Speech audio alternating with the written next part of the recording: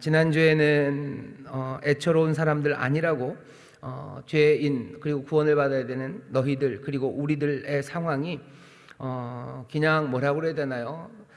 가슴이 깨지고 어쩔 줄을 모르고 간절하게 주를 찾지만 주를 발견하지 못해서 눈물 흘리면서 주를 찾아 헤매고 다니는 그런 사람들 아니었다고 말씀을 드렸었습니다. 너희의 허물과 죄로 죽은 거죠. 너희의 잘못으로 죽은 거예요. 누구의 잘못도 아니고 바로 너희 자신들의 허물과 죄로 그래서 죽은 너희들이고요. 사실은 죽은 사람들이지만 죽은 사람 걷는 것처럼요 좀 무시무시하고 그리고 허무합니다. 그 사람들이 그냥 가만히 누워있는 게 아니죠. 쫓아갑니다. 쫓아가는데 세상의 풍속을 쫓아다녀요. 공중의 권세 잡은 자, 그 자의 힘을 따라서 이리저리 끌려다니는 대로 따라다닙니다. 어떤 사람들은 아주 즐겁게 따라다닙니다. 세상 풍속을 즐겁게 공중 권세 잡은 자가 끌려가는 것들에 마지못해도 아니고 어떤 사람들은 아주 즐겁게 그것이 내 삶의 안전을 가져다 줄 것처럼 또 그렇게 해야지 내 삶의 풍성함과 행복이 있는 것처럼 그렇게 세상의 권세 잡은 것, 악한 것들이 이끌어가는 걸 즐겁게들 쫓아갑니다. 세상의 풍속을 쫓아가는데 어려움 없고요. 또 거기에서도 만족을 얻으면서 그렇게 살아가요. 허물과 죄로 죽었는데 그 죽은 사람들이 걷는 괴기스럽고 슬프고 그리고 안타깝고 그래서 애처로운 사람들이지 진작에 그렇게 걷고 있는 사람들, 그 사람들은 그 안에 무슨가 애처로움을 내재하고 있는 사람들은 아닌 것처럼 그렇게들 살았습니다. 바울이 그렇게 얘기하죠. 이방인이 너희들뿐만 아니라 우리라고 다르지 않았다는 거죠. 우리도 그 안에서 그 가운데서 우리의 육신의 욕심을 따라서 우리도 공중 권세 잡은 자들이 끌어가는 대로 끌려가고 세상의 풍속을 따라 우리도 그렇게 살았다고. 그런 우리들, 니나 우리나 우린 모두 다 본질상 진노의 자녀들이었었다고 설명을 합니다. 여기 1절부터 3절까지 이방인과 유대인, 그러니 모든 사람들, 본질상 진노의 자녀인 사람들을 쭉 설명했던 건요 몽땅 다 목적어였습니다. 그 목적어 하나가 목적어 절이 되겠죠. 그 긴 이야기가요 한 문장의 목적어였습니다. 이제 오늘 우리가 살필 건요 주어예요. 주어 그리고 동사죠. 주어와 동사를 따져볼 거고 그 뒤에 붙은 목적절입니다. 왜 이런 일을 하는지, 누가 누구에게 누구를 무엇을 했어요, 그리고 왜 무엇을 위해서, 목적이 나오는 것, 거기까지가 7절까지입니다. 7절이 목적이겠죠. 왜 그런 일을 하셨는지 목적은 7절입니다. 7절부터 읽어보겠습니다. 이는 그리스도 예수 안에서 우리에게 자비하심으로써 그 은혜의 지극히 풍성함을 오는 여러 세대에 나타내려 하심이니라. 하나님의 은혜의 지극히 풍성함을 나타내실 거예요. 그 지극히 풍성한 은혜는 어떤 은혜냐면요 우리를 향하신 은혜고요, 그냥 우리를 향하신 게 아니라 그리스도 예수 안에서 우리를 향하신입니다. 그냥 우리가 그리스도 예수 안에 있는 우리에게 향하신도 아닌 것 같아요. 왜냐하면 그러려면 약간 문장이 복잡한데요. 그 전치사들을 여러분 영어 시간에 배우셨죠? 부사구를 쓰는 순서가 좀 있습니다. 장방시라고 기억이 나시나요? 장소, 방향인가요? 방향, 시간, 장소, 방법, 시간, 장방시. 부사구를 쓸 때는 그렇게 순서가 좀 있어요. 헬라어도 마찬가지고 문장을 만들어갈 때 계속해서 인 이렇게, 아니면 그 전치사들이 붙으면서 전치사 명사 그 부사구들을 막 붙여가는데요 해석하는 순서들이 조금 다릅니다. 그러면 느낌이 좀 달라져요. 잘 한번 보셔요. 미리 말씀드리면 하나님이 우리를 구원하실 겁니다. 목적은 뭐냐면 하나님의 그 지극히 크신 은혜를 근데 그 은혜는 어떤 은혜요? 우리를 향하신 은혜입니다. 우리를 향하신 그 은혜가 그냥은 아니에요. 그것들은 몽땅 다 그리스도 안에서 우리에게 주어지는 은혜입니다. 다른 곳 아니에요. 그리스도 예수 안에서만 주어져요. 만약에 우리가 그리스도 예수 안에 없다면 우리에게 베푸시는 은혜를 우리가 누릴 수 없습니다. 그 은혜는 우리를 향하지 않습니다. 우리가 그리스도 안에 있기 때문에 우리에게 주신다라고도 생각할 수 있고요, 아니면 우리가 그리스도 안에 있기 때문이 아니라 무엇이든지 그리스도 안에만 있으면 하나님은 그들에게 은혜를 베푸실 수도 있어요. 아마 두 번째로 해석하는 게 좀 더 낫습니다. 왜냐하면 우리가 뭔가 좀 좋은 사람이 되고 우리에게 자격이 있기 때문에 자격 있는 우리가 그리스도 안에서 하나님의 은혜를 누린다가 아니라 우리가 그리스도 안에 있기 때문에 하나님이 우리에게 은혜를 베푸신다라고 이해하는 게 맞아요. 우리가 그리스도 예수 안에 있기 때문에 우리를 향하여 베푸시는 하나님의 그 엄청나신 은혜, 그 은혜를 오는 모든 세대에 전파하려는 그 목적을 가지시고 이 일을 행하셨습니다. 어떤 일을 행하셨냐면요, 이제 주어 그리고 동사가 나와야 되겠죠. 목적어랑 그리고 목적절이 나왔으니까 첫 번째 시작입니다. 4절이죠. 긍휼에 풍성하신 하나님이라고 시작을 해요. 긍휼에 풍성하신 하나님이라고 시작을 하지만 원래 순서는 앞에 그냥 하나님이서부터 시작됩니다. 하나님이, 그리고 그 다음에 긍휼에 풍성하시다는 게 뒤에서 꾸며주죠. 우리나라 말들은, 우리 한국말은요, 꾸며주는 말들이 좀 앞에 나옵니다. 빨간 사과 그러지, 사과 빨간 이렇게 안 하죠. 근데 헬라어나 영어 같은 데 보면요, 뭐 형용사 꾸며주는 말이 앞에 나오기도 하지만요, 뒤에 붙는 것도 굉장히 자연스럽습니다. 보통은 앞에 나오는 게 좀 더 강조가 되고 싶은 거죠. 그래서 빨간 사과 그러면 빨갛다는 게 조금 더 앞에 나오기 때문에 도드라집니다. 사과 빨간 그러면 말하고 싶어하는 건 뭐예요? 사과가 말하고 싶어하는 거죠.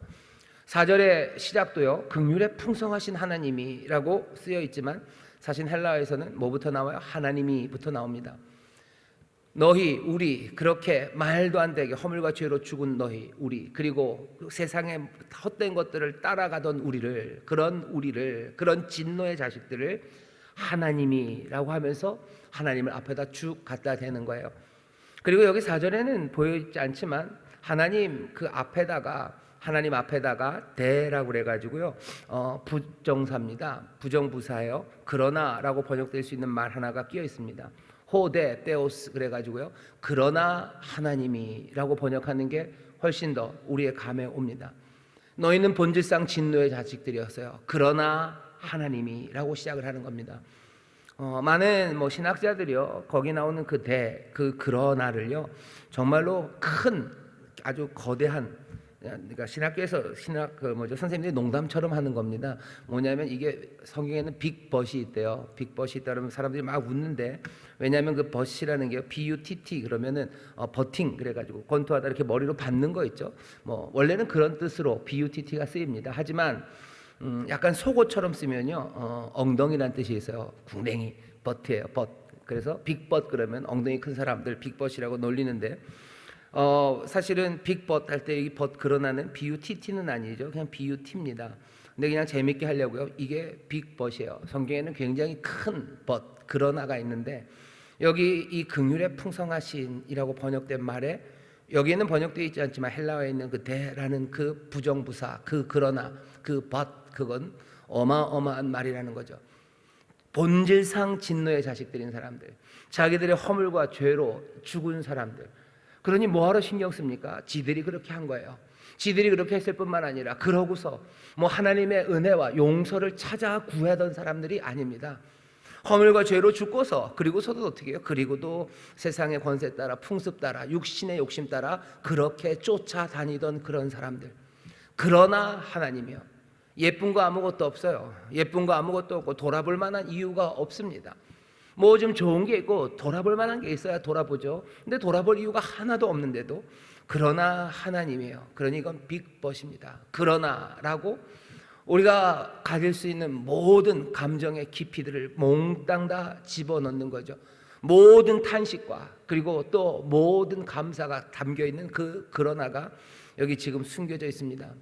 그러나 하나님이에요. 그러나 하나님이 우리의 삶을 향해서 하나님이 행하시는 일들 앞에는 어쩌면 늘 이 그러나, 어쩌면 그럼에도 불구하고, 어쩌면 너 그럼에도 불구하고가 무슨 의미인지는 더 분명하지만 그러나가 훨씬 더 강력합니다. 짧고 하지만 그 깊은 그러나가 우리가 만나는 하나님이에요. 우리의 하나님은 그러나의 하나님입니다. 내가 죄 지었어요. 그러니 마땅히 죽음에 처해져야 되는 게 마땅해요. 그러나 하나님이에요. 하나님이 외면하셔야 되는 게 분명합니다. 그러나 하나님이에요. 우리에게 얼굴 돌리시는 게 맞아요. 그러나 하나님입니다. 하나님은 어떤 하나님이에요? 그러나의 하나님이에요. 우리의 모든 운명이 원래 가야 할 길, 그 모든 길들을 돌리시는 하나님은, 그러니 그죠? 반대로 붙일 수밖에 없어요. 하나님은 늘 그러나의 하나님이에요. 죽을 수밖에 없는 우리들, 그러나 하나님. 멸망받아야 마땅한 우리들, 그러나 하나님. 듣지 않으셔야 되는 게 마땅하나, 그러나 하나님. 그러나의 하나님이 여기 지금 에베소 2장에서 뭔가 역사를 하고 계셔요. 우리를 위해서 구원의 역사를 이루신 하나님은 그러나의 하나님입니다. 이 그러나의 하나님이 지금 무슨 일을 하시나 보십시오. 그러나 하나님이 하시는 것은 구원하시는 일입니다. 죽을 수밖에 없는 본질상 진노의 자녀들인 우리들을 하나님이 뭐 하셔요? 구원하셨습니다. 5절 괄호 안에 있는 말씀을 보셔요. 너희가 은혜로 구원을 얻은 것이라, 그렇게 되어 있죠. 너희가 구원을 얻은 것이라. 여기도 보면 괄호 안에 들어가 있습니다.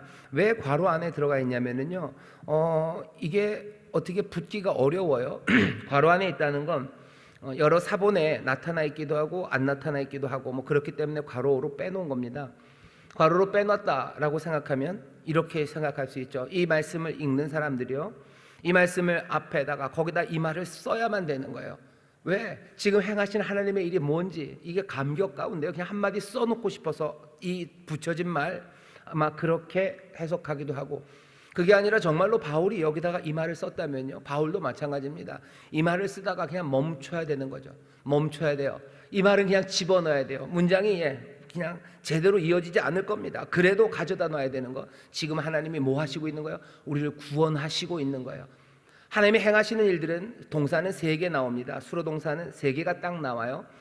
과거형으로 아우리스트라고 해서 과거형으로 3개가 나오는데, 구원하셨다라는 이 말은 분사로 그냥 끼어들어요. 잘 끼어들기가 어려워요. 굉장히 어색합니다. 하지만 그럼에도 불구하고 바울은 이 말을 써야만 되는 겁니다. 왜? 하나님이 진노의 자식인 우리들, 그러나의 하나님이 지금 하시는 이 모든 일들이 바로 우리를 구원하시는 일이라고. 하나님은 우리를 구원하셔요. 구원을 얻게 하셔요. 일부러 완료 분사로 씁니다. 나머지 동사들은 다 아우리스트 과거인데요, 요거만 완료예요. 왜 완료? 완료는 이런 거죠. 한번 시작한 일이 계속해서 진행되는 겁니다. 하나님이 우리를 구원하셨고, 그렇죠? 과거에 구원하셨고 이제 앞으로도 계속해서 영원토록 구원받은 상태로 있게 하실 거예요. 하나님은 우리를 구원하셨다. 하나님의 은혜로 우리를 구원하셨다. 하나님이 하신 일은 구원의 일입니다. 그 구원의 일의 구체적인 일들을 3가지로 설명합니다. 3가지는 지난번에 말씀드린 것처럼 그리스도와 함께 살리셨어요. 5절입니다. 허물로 죽은 우리를 그리스도와 함께 살리셨고, 그 다음에 6절입니다. 또 함께 일으키사 그리스도 예수 안에서 함께 하늘에 앉히시니. 여러분들 성경을 보셔요. 거기 보면 여러분 성경에 5절에 그리스도와 함께 살리셨고 할 때 함께랑 살리셨고가 띄어져 있죠. 함께 살리셨고, 뒤에도 함께 일으키사 띄어져 있죠. 그리고 예수 안에서 함께 하늘에 앉히셨다. 그러니까 띄어져 있습니다. 함께 뭐 했어요? 함께 뭐 했어요? 함께 뭐 했어요? 근데 바울은 이것도 싫은 것 같아요. 이것도 싫은 것 같아요. 그래서 바울은 어떻게 쓰냐면요, 함께랑 띄고 살리셨다가 아니요, 함께 살리셨어요. 함께 일으키셨어요. 그리고 또 함께 앉히셨어요. 얘기가 점점 복잡해지고 여러분들 점점 머리가 멀어져 가는데, 여기 칠판이 있었으면 좋겠는데, 여러분들 형용사 with라는 게 있습니다. 누구누구와 함께요. 그리스도와 함께. 그러면 with 뭐 예수님 이렇게 쓰면 되죠. 동사 하나 쓰고 with 쓰고 예수님 쓰면 돼요. 근데 바울은 그렇게 안 하고요, 이 with를 그냥 이 동사에다가 갖다 붙여버린 거예요. 그래서 그냥 한 단어가 만들어졌어요. 동사를 하나로 그냥 만들어버렸어요. 그리고 뒤에 그냥 예수님을 한 번만 붙이고요, 뒤에는 그냥 계속해서 붙인 동사를 가져다 놓습니다. 이것도 바울이 일부러 그렇게 해놓은 것 같아요. 왜냐하면 사실은 그 붙이는 전치사는 헬라어로 쉰이라는 전치사인데요, 이렇게 쓰면 돼요. 뭐 살리셨다, 쉰, 예수 그리스도. 그러면은 예수 그리스도와 함께 살리셨다 돼요. 그렇죠? 근데 그렇게 안 합니다. 이 쉰이라는 전치사를 그냥 앞으로 빼버려요. 그렇게 되면 느낌이 좀 달라지죠. 이런 거예요. 하나님이 우리를 살리셨는데 그냥 그리스도와 함께 살리셨어요? 아니, 그게 아니다 이거죠. 하나님이 우리를 살리셨는데 어떻게 살리셨어요? 그리스도와 함께 살리셨어요. 우리를 그리스도와 함께 하늘에 앉히셨는데 그냥 그리스도와 함께 앉히신 게 아니라 하나님이 그리스도와 함께 앉히셨어요. 뭐가 좀 느낌은 다릅니다. 이게 떨어져 있지 않아요. 아주 가까워요. 하나님이 그리스도를 살리시고 그리스도 옆에서 우리를 살리신 게 아닌 것 같아요. 그리스도를 살리실 때 우리도 그때 함께 살리신 거예요. 그리스도를 일으키실 때, 일으켜 올리실 때 하나님이 그리스도를 일으켜 올리시고 그 옆에 우리도 같이가 아니라 바울은 그렇게 생각하고 싶지 않은 거죠. 그리스도를 올리실 때 우리도 함께 올려간 거고, 그리스도가 자리에 앉으실 때 그 옆에 우리가 앉은 게 아니라 그리스도가 앉으실 때 우리도 그냥 그 자리에 함께 앉히신 것, 그렇게 얘기하고 싶은 거예요. 그리스도에게 일어난 그 놀라운 일들과 우리의 거리를 띄워놓고 싶지 않은 거예요. 그리스도가 행하시고 그리스도에게 살리시고 그 옆에 우리가 있는 게 아니라 그리스도가 살리실 때 우리도 같이 훅 살려 올라간 거고, 그리스도가 올라가실 때 우리도 옆에서 딸이 붙어서 올라가는 게 아니라 그냥 그리스도와 함께 우리를 올리신 거예요. 보좌에 앉히실 때 보좌에 앉으신 예수님 옆에 우리를 앉히시는 게 아니라 그냥 그 보좌에 앉히시는 그때 우리도 그냥 거기 앉히셨다고 그렇게 말하고 싶은 겁니다. 왜 그래요? 그리스도와 우리를 떨어뜨려 놓고 싶지 않은 거예요. 우리식으로 말하면요, 이 한 칸 띄는 거, 함께 살리셨다, 그 한 칸 띄는 것도 마음에 들지 않는 거예요. 그거라도 붙여놓겠다는 거예요.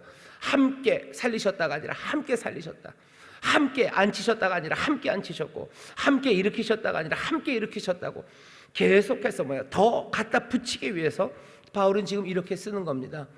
우리에게 보여주고 싶은 거예요. 그리스도에게 행하셨던 하나님의 역사죠. 하나님이 그리스도를 살리셨죠. 하나님이 그리스도를 일으키셨죠. 그리고 하나님이 예수 그리스도를 보좌에 앉히셨죠. 여기 중간에 있는 일으키셨다는 이야기는 여러분들 죽은 자 가운데서 부활하셨다고 생각하시면 약간 이야기가 꼬입니다. 그리스도와 함께 살리신 그것이 부활이에요. 일으키신 건 뭡니까? 높이 드신 건 하늘로 올라가시는 승천에 관한 이야기예요. 그 다음에 보좌에 앉히셔서 하늘에 앉히셨다, 그런 거 보통 착석이라고 그래가지고요, 다스리는 그 자리에 앉히신 사건이에요. 하나님이 그렇게 하셨죠. 하나님이 죽은 자 가운데서 그 영의 능력으로 이 예수 그리스도를 죽은 자 가운데서 살리시고요, 그리고 하늘로 데려가시고요, 그 다음에 모든 권세를 주셔서 보좌에 앉히셨어요. 여기 일어난 모든 동사들, 쉰을 뺀 동사들은 몽땅 다 하나님께서 그리스도에게 하신 일입니다. 소위 말하는 위대한 구속사 가운데서 그리스도에게 일어난 그 역사들입니다. 바울은 뭐라고 얘기하는 거죠? 그 구속사의 중요한 사건들, 그 놀라운 일들이 이제는 우리의 역사가 되었다는 거예요. 한치도 땜 없이 몽땅 다 그리스도와 함께죠. 몽땅 다 그리스도와 함께, 하나 빈틈이 있어서 거기를 갈라놓을 어떤 건덕지도 남기지 않고 몽땅 다 붙이고 싶어 하는 거예요. 우리를 그리스도에서 갈라놓을 수 없다고 얘기하는 거예요. 그리스도가 그리스도를 살리신 것처럼 우리가 함께 살았고, 하나님 그리스도를 하늘에 올리실 때 우리도 함께 올라갔고요, 보좌에 앉으실 때 우리도 함께 그 보좌에 앉았어요. 이게 지금 바울이 얘기하고 싶어하는 바입니다. 우리가 사도신경 때마다 얘기하는 거예요. 장사한 지 사흘 만에 죽은 자 가운데서 다시 살아나시고, 그 다음에 하늘에 오르사 전능하신 하나님 우편에 앉아 계셔요. 우리의 이 고백은 몽땅 다 그리스도에 대한 고백입니다. 이 고백하는 모든 역사가 이제는 남 일이 아니에요. 그 역사에 우리의 역사가 됩니다. 그리스도와 함께라고 한 오늘 설교의 제목의 뒤에 있는 이 함께를요, 사실은 띄어쓰기를 깨뜨리고라도 써야 돼요. 그리스도와 함께 할 때요, 이거 띄고 함께라고 쓰지 말기를 지금 바울은 바라는 거예요. 그리스도와 함께 절대로 빼앗기지 않고, 그리고 거리를 둘 수 없는 그 귀하신 역사, 그 연합을 말하고 싶은 겁니다. 우리는 그리스도와 함께 살았어요. 그리고 그리스도와 함께 올라갔고, 그리고 그리스도와 함께 하늘에 앉아 있는 사람입니다. 여러분 들어본 적이 없으셔요? 그럼 잘 오셨어요. 여기 이 말씀이 있죠. 오늘 에베소서에 있는 이 말씀은요, 조금은 전에 에베소서 시작하면서도 말씀을 좀 드렸었죠. 사람들이 바울이 안 쓴 것 같다라고 얘기하는 게, 바울의 다른 서신에서는 이런 식으로까지 얘기하지는 않습니다. 근데 바울이 여기에서는 아주 강력하게 얘기해요. 막 문법을 여기저기서 막 깨뜨리고 뭘 만들어서라도 우리에게 전하고 싶어하는 메시지가 보입니다. 뭐냐면 그리스도와 함께, 떨어지지 않는 함께예요. 그리스도 안에서요, 그리스도와의 연합입니다. 사랑하는 성도 여러분들, 우리의 삶, 우리의 역사라는 게 이젠 그리스도와 떼어서는 말할 수 없는 역사가 되어버렸어요. 그리스도 안에서 살아가는 삶 말고는 이제 우리에게 다른 삶이 없습니다. 그것들 보기 시작하라는 거죠. 하나님께서 우리를 부르시고 1장에서부터 얘기했던 하늘에 있는 복, 땅에 있는 모든 복을 우리에게 주시는 그 복을 봐라. 이 복은 다른 복 아니에요. 그리스도와 함께, 그리고 그리스도 안에 살아가는 복이에요. 이 놀라우신 만물을 충만하게 하시는 자, 그분의 충만으로 살아가는 이 놀라운 복을 위해서 하나님께서는 이 역사를 이루어 가시고 그렇게 정하셨다는 거예요. 우리의 삶을 다시 보셔요. 우리의 삶을 다시 보셔요. 내가 내 삶을 봤을 땐 병거 아닌 것 같고, 오늘 낯설교대로 하면은 계속 내 삶에 뭔가 정당화해야 되고 변명이 필요하고, 그래서 뭔가 내가 꽤나 괜찮다는 걸 증명해야 되는, 어쩌면 못나고 부족하고 그렇게 보여지는 삶이지만, 오늘 이 말씀을 보면 얘기가 다릅니다. 진노의 자식이었던 너희들, 얼마나 그 간격이 큽니까? 그런 너희들을 그러나 하나님이 우리를 구원하시는데, 어떻게 구원하셔요? 그리스도와 함께, 그리스도 안에, 그리고 그리스도와 연합해서 이 모든 그리스도의 영광을 누리게 하는 겁니다. 죽은 자 가운데서 일어나는 영광과 능력이에요. 하늘에 올라가는 그 놀라운 기쁨과 감격입니다. 그리고 그 하늘에 앉히신 그 권세와 능력, 그것이 우리와 어떻게 해요? 함께 합니다. 한 칸 뛴 함께가 아니요, 그냥 함께 합니다. 빼앗기지 않습니다. 그게 우리의 삶에 대한 설명입니다. 이 모든 일을 누가 하셨어요? 하나님이 하셨습니다. 하늘에라는 얘기가 여기서 우리를 살리셨다라는 거, 우리에게 부활의 생명을 주셨다는 거, 그냥 모든 게 다 꿈 같은 이야기입니다. 우리는 여전히 그냥 죽어야 되는 사람 같고, 우리가 하늘에 올라간 적 없고, 우리가 보좌에 앉은 적 없는 것 같은데, 여러분들 그렇게 생각하실 거예요. 하지만 이 말씀은 애누리 없습니다. 애누리 없이 우리가 그리스도와 함께 살았고 올라갔고 하늘에 앉았다고 얘기를 해요. 하늘 어디 앉았습니까? 이 하늘이라는 게 어디 저 우주에 앉았다고 생각하시면 안 돼요. 아니면 이 세상이 끝날 때 하나님 나라, 새 하늘과 새 땅이 왔을 때 그 하늘에 앉았다고 생각하면 조금 어려워집니다. 왜? 우린 죽지도 않았고요, 아직 세상의 끝날도 오지 않았어요. 그러니까 이 말씀을 그냥 멍하게 이해할 수가 있습니다. 하지만 하늘에라는 걸 조금 위험하지만 여러분들이 이렇게 생각하셨으면 좋겠어요. 조금 위험합니다. 하지만 이렇게, 우리는 땅에 살아요.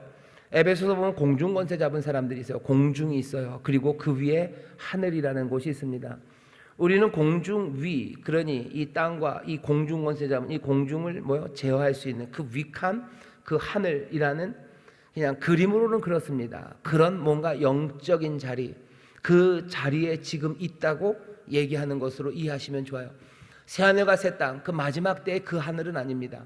하지만 공중 권세 잡은 이들, 그리고 그 위의 하늘, 그 하늘에서 우리는 주와 함께 앉아서요, 주님이 세상을 다스리듯 우리도 세상을 다스리는 사람들, 그 위대한 자리에 있다고 그렇게 생각하시면, 우리가 지금 이 땅에서 육신을 가지고 이렇게 살아가고 있지만, 우리가 그 지금 현재 영적인 영역에서는 주와 함께 그 능력으로 그 보좌에서 다스린다고 생각하셔야 돼요.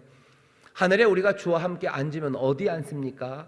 다시 말해, 주와 함께 앉을 때 그 옆에 앉는다는 뜻이 아니라고 그랬죠. 그냥 다 함께 앉아요. 어린 양은 보좌에 앉으십니다. 우리도 그 보좌에 함께 앉아 있어요. 우리가 그 보좌에 함께 앉아 있습니다. 계시록에 보면 나중에 1000년 동안 왕노릇하리라라는 말이 있어요. 그건 다 미래죠. 나중에 그렇게 되겠다. 하지만 에베소서는 아닙니다. 지금입니다. 지금 우리가 왕노릇한대요. 베드로도 그러죠. 우리를 왕같은 제사장으로 부르셨다고 얘기해요. 우리를 왕같은 제사장으로 부르셨다고. 우리가 이제 그리스도와 함께한 후사라고 또 바울이 얘기해요. 그리스도의 일들을, 그 화목케 하는 일을 우리에게 맡기셨다고 얘기해요. 그리스도의 다스리는 일, 그리고 구원하는 그 일을 우리에게 맡기셨다고 얘기합니다. 성도, 하나님의 사람들, 전에는 죄로 허물로 죽고 그리고 진노의, 본질상 진노의 자녀였던 우리들을 하나님이 구원하셨는데요, 하나님이 구원하셨는데 그 구원의 위대함을 보시라는 거예요. 그 구원은 그냥 죽어가는 애한테, 물에 빠져 죽어가는 애한테 튜브 하나 던져준 거, 하나님이 우리를 그렇게 구원하지 않으셨어요. 하나님이 우리를 구원하실 때 그냥 밧줄 하나 던져주고 그렇게 구원하신 거 아니에요. 밧줄 던져주고 그래서 그냥 끌어내시고 그냥 크레딧 카드 하나 주든지 돈 주든지 주면서 알아서 잘 살아라, 그렇게 우리를 구원하신 거 아닙니다. 예수 안에서, 7절에 나오죠, 우리를 향한, 예수 안에서 우리를 향해 하나님이 행하신 그 엄청난 구원입니다. 여기 지극히 풍성함이라 되어 있어요. 지극히 풍성한 그 은혜를 보라는 거죠. 그러실 필요 없었어요. 그 그러나가 얼마나 큰 그러나인지 다시 한번 보세요. 본질상 진노의 자식인 우리들을 구원하시는 그런 위대한 그런 아였는데, 그 구원이 놀랍게도 그리스도와 함께 살리시고 그리스도와 함께 일으키시고 그리고 그리스도와 함께 하늘에 앉히시는 그런 놀라운 구원입니다. 하나님은 우리를 구원하셔서요, 하나님의 자녀 삼으셨어요. 하나님의 집에 노비 삼지 않으셨어요. 일꾼 삼지 않으셨어요. 하나님의 집에 자녀로 삼으셨어요.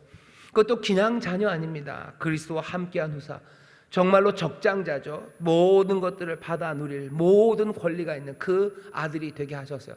왜 그러셔야 됩니까? 그러실 필요 없었죠. 오늘 본문을 설명합니다. 그냥 하나예요. 계속 같은 비슷한 말들로 얘기합니다. 긍휼입니다. 사랑입니다. 그리고 은혜입니다. 그리고 자비입니다. 은혜로 하신 거죠. 우리 안에 있는 어떤 것으로 한 게 아니에요. 하나님 안에 있는 것으로 한 겁니다. 하나님 왜 이 구원을 하셨을까?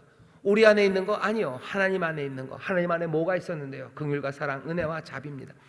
4절 보면 긍휼에 풍성하신 하나님, 긍휼에 풍성하신 하나님이 우리를 사랑하신 그 큰 사랑을 인하여, 긍휼에 많으신 하나님이 그 또 우리를 향하신 놀라우신 그 사랑으로 너희가 은혜로 구원받은 것이다. 은혜로 그 일을. 또 7절입니다. 그리스도 예수 안에서 우리에게 자비하심으로써 그 은혜의 지극히 풍성함을 오는 여러 세대에 전하게 하려 하심이라. 그 자비하심과 긍휼과 사랑과 그 은혜가 우리에게 이 일을 행하게 하신 겁니다. 지극히 풍성하신 은혜요. 지극히 풍성합니다. 어마어마합니다. 엄청난 은혜입니다. 이 은혜가 우리를 구원하신 거예요. 이 은혜가 우리로 하여금 이 위대한 삶 함께 살리시고 올려서 그 하늘에서 다스리는 그 삶, 그 영광의 삶을 우리에게 주신 겁니다. 이 은혜가 엄청나다는 걸 기억하셔요. 이 은혜가 어마어마하다는 걸 꼭 기억하셔요. 이 은혜가 뭐라 그래야 될까요? 엄청난 대가를 치렀다는 그 은혜임을 기억하셔야 됩니다.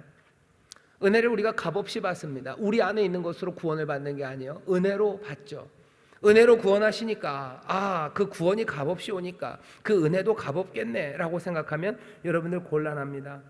하나님이 우리를 위해서 치르신 희생, 그 희생을 간과하면 안 됩니다. 뭐라고 하고 있습니까?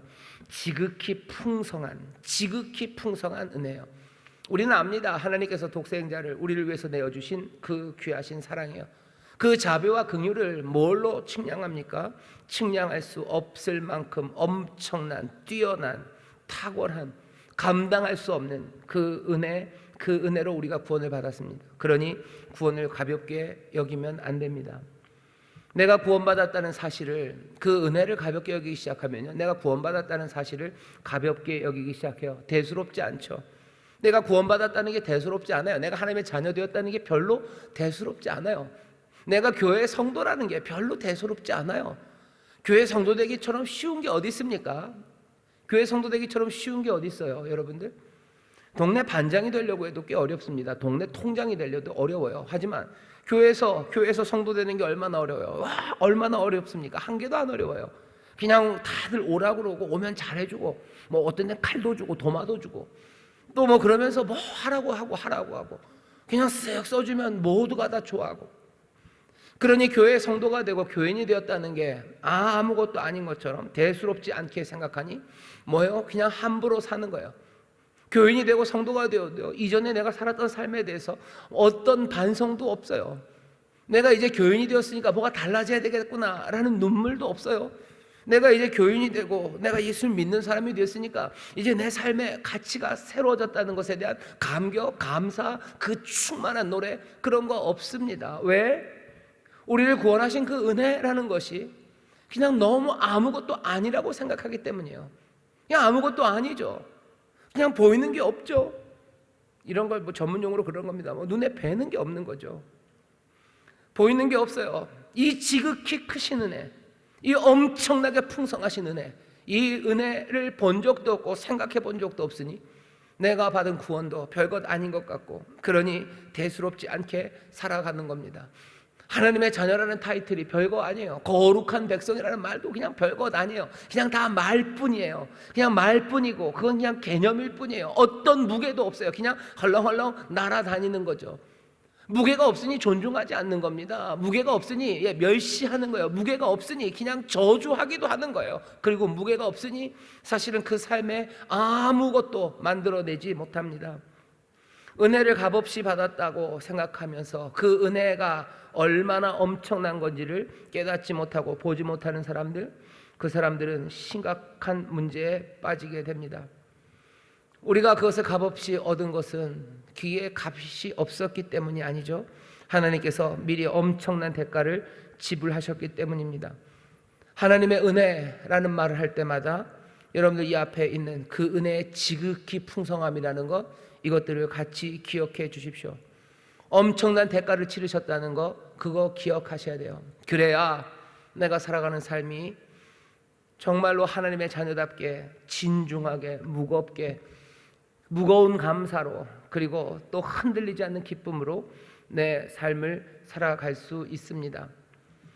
이런 사람들을 통해서요, 또 이런 은혜를 통해서 하나님은 이 오는 세대들의 그 어마어마한 은혜를 입증하시겠대요. 그것들을 확인하시겠대요. 그것들을 증거해내시겠대요.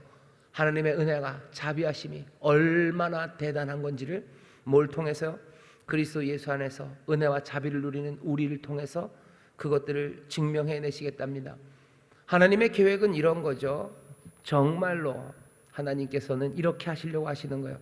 말도 안 되게 반역자들인 사람들, 그 반역자들인 이들을 용서하셔요. 그래서 그 용서받은 반역자들, 그 사람들이 모여있는 이 교회를 통해서 하나님이 얼마나 선하시고 자비롭고 은혜로우신지를, 그 엄청난 은혜를 세세토록 이 땅에 증거해 내시겠다는 것, 그것이 하나님이 품으신 뜻입니다. 하나님이 우리를 얼마나 사랑하는지 보이실 거예요. 그리고 그 사랑이, 그 귀하신 은혜가 얼마나 위대한지를 보일 거예요. 그것이 얼마나 세상을 바꿔내는 힘과 능력인지를 보일 거예요.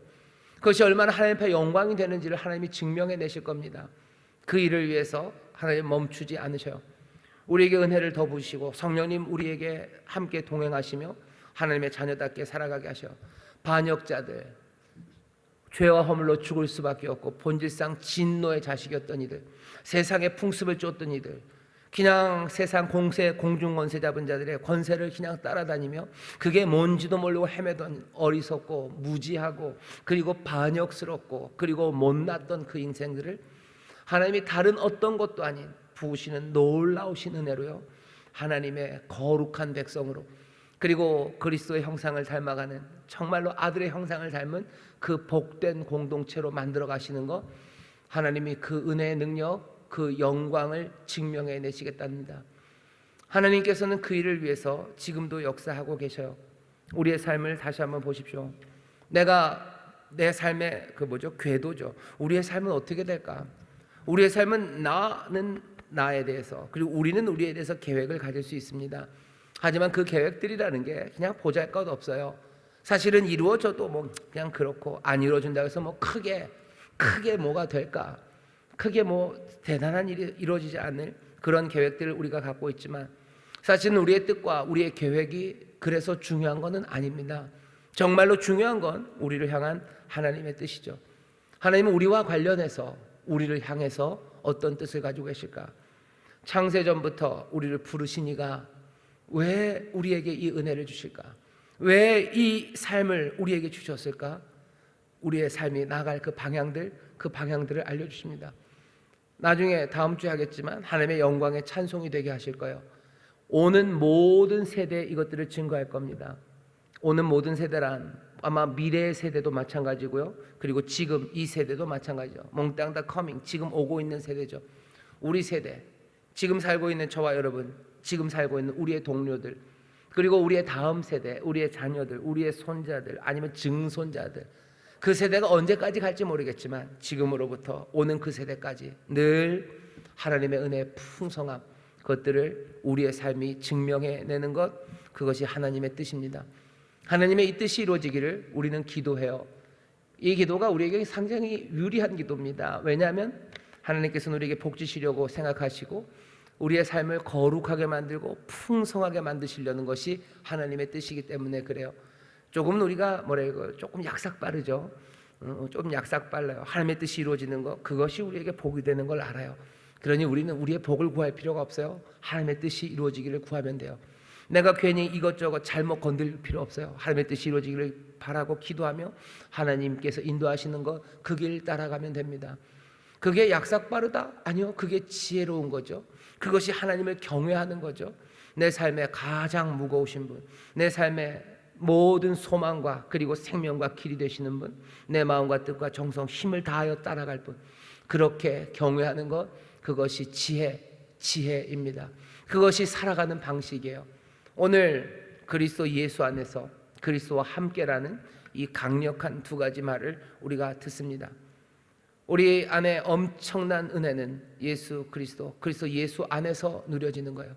하나님의 놀라운 구원은 다른 분 아니라 그리스도와 함께 누려지는 구원입니다.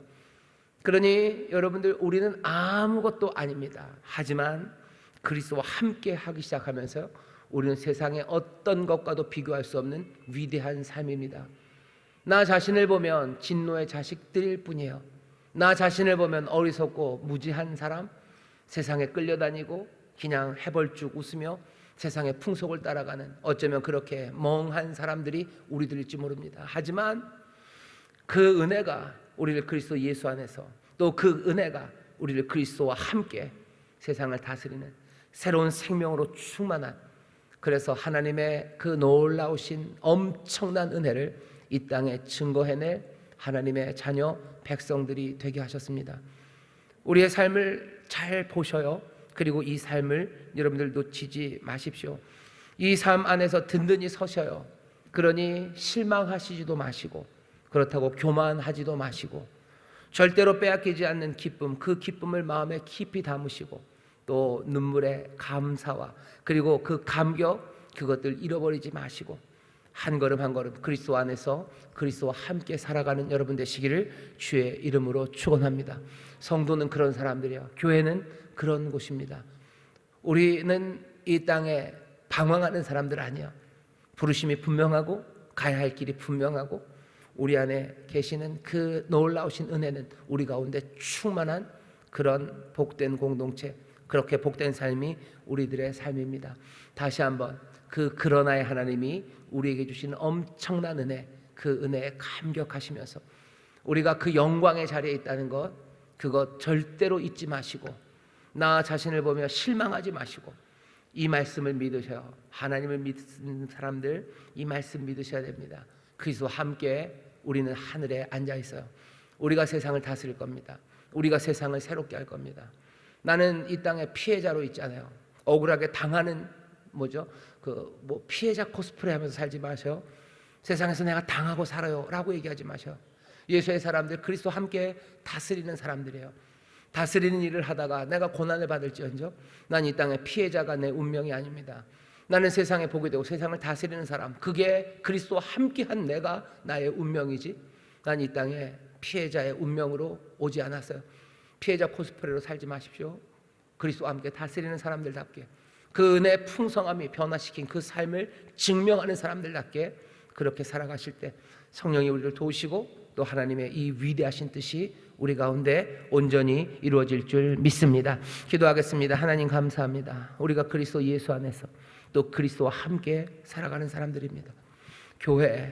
교회는 그리스도의 몸입니다. 주여, 이 교회가 그리스도 안에 그리스도와 함께 이 땅을 다스리는, 하늘에 앉아있는 아버지 하나님, 그 놀라운 하나님의 영광, 그리고 하나님의 그 크신 은혜를 증거하는 증거로 서 있음을 우리로 기억하게 하여 주시사, 아버지 하나님, 우리가 우리 스스로를 볼 때나 우리의 욕심을 볼 때나 세상이 우리를 볼 때 우리에게 말하는 것, 그것 때문에 기죽고, 또 그것 때문에 합리화하고, 그것 때문에 변명하려 애쓰지 말게 하시고, 우리가 앉아있는 그 자리를 다시 한번 보게 하시고, 우리가 맡아가진 부르심의 운명을 분명하게 붙잡아 그리스도와 함께 그리스도 안에서 그 은혜를 누리며 그 능력으로 하나님의 일, 주의 일을 감당해 나가는 하나님의 귀한 자녀들, 복된 교회가 되게 하여 주옵소서. 감사드리며 예수님 이름으로 기도하옵나이다. 아멘.